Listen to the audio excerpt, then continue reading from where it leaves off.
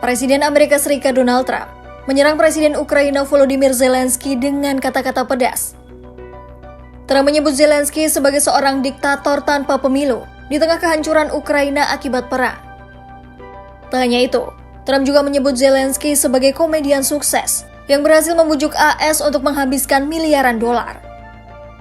Pernyataan itu disampaikan Trump dalam keterangan persnya pada Rabu 19 Februari 2025. But think of it, a modestly successful comedian, President Zelensky, talked the United States of America into spending $350 billion to go into a war that basically couldn't be won, that never had to start and never would have started if I was president, not even a chance, and it didn't start for 4 years. Trump juga menyebut bahwa Ukraina telah menyalahgunakan uang AS dan Eropa untuk mengambil keuntungan lebih besar.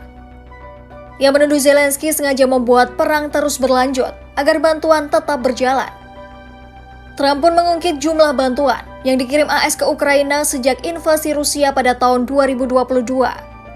AS sendiri telah memberikan bantuan keamanan senilai 66 miliar dolar AS. Dan secara total, Kongres AS telah mengalokasikan 175 miliar dolar AS untuk bantuan ekonomi, kemanusiaan, dan militer ke Ukraina. Pernyataan Trump itu seolah menjadi penanda bahwa hubungan AS dan Ukraina makin memburuk, terutama setelah Trump dilantik sebagai presiden. Seorang pejabat senior pemerintahan AS mengatakan, serangan Trump terhadap Zelensky ini adalah tanggapan terhadap kritik Zelensky beberapa waktu lalu. Zelensky sebelumnya menuduh bahwa Trump beroperasi di ruang disinformasi buatan Rusia.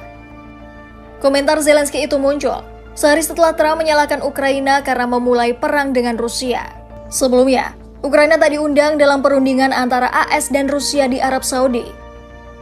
Tampak hanya ada delegasi dari AS dan Rusia, serta pihak Arab Saudi dalam perundingan tersebut. Adapun, Menteri Luar Negeri AS Marco Rubio dan Menteri Luar Negeri Rusia Sergei Lavrov bertemu di Arab Saudi pada Selasa 18 Februari 2025. Rusia dan AS sepakat untuk bekerja sama dalam mengakhiri perang di Ukraina, serta meningkatkan hubungan diplomatik dan ekonomi antar kedua negara.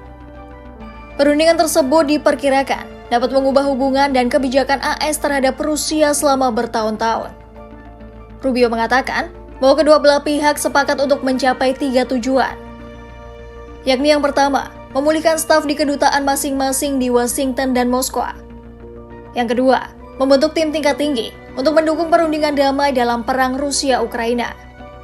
Dan yang terakhir, menjajaki hubungan yang lebih erat dan kerjasama ekonomi antar kedua negara. Namun Rubio menekankan bahwa perundingan tersebut masih awal, sehingga masih banyak pekerjaan yang harus dilakukan selanjutnya.